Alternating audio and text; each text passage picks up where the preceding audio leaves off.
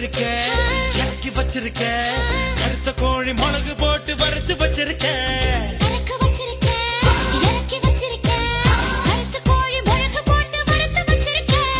கோழி ருசியா இருந்தா கோழிய திம்ப குமரி ருசியா இருந்தா குமரிய திம்ப